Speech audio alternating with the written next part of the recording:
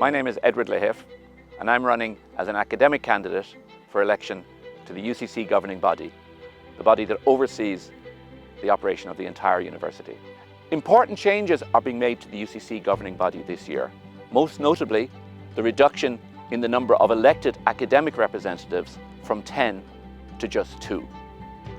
It is therefore essential that whoever represents this constituency is able and willing to truly represent staff.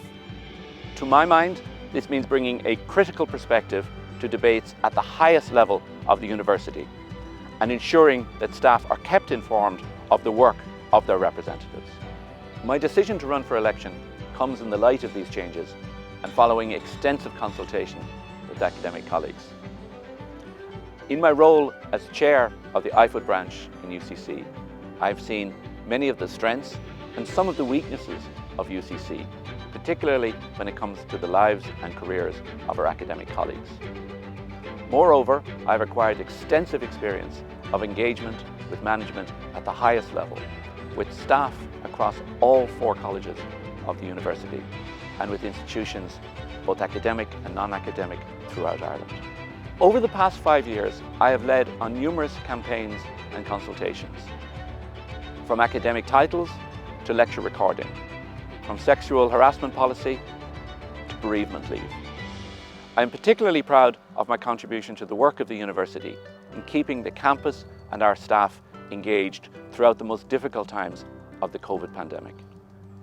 While there are many good things about working in UCC, there are also some that give me cause for concern.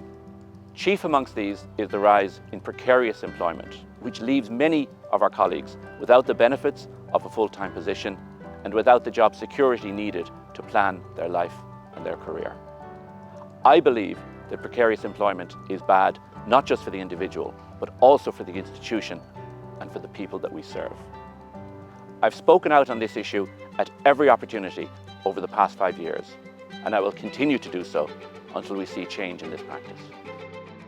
Like many of you, I'm deeply concerned about the ongoing cuts in public funding for the university sector and the pressure this puts on us in terms of working conditions and the deterioration in staff-student ratios.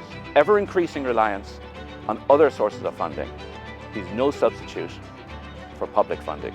And public funding, I believe, is the greatest guarantor of academic freedom, of high standards, and of a public service that is truly accessible to all, regardless of means.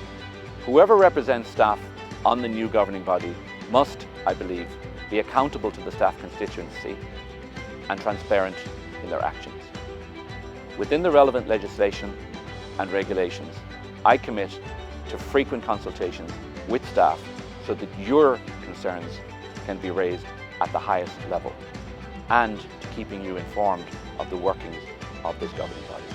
In order to have the influence and authority that are required, I also believe it is essential that staff representatives are elected with the greatest possible mandate, so that the new governing body is in no doubt as to the standing of those representatives and their close ties to the staff body.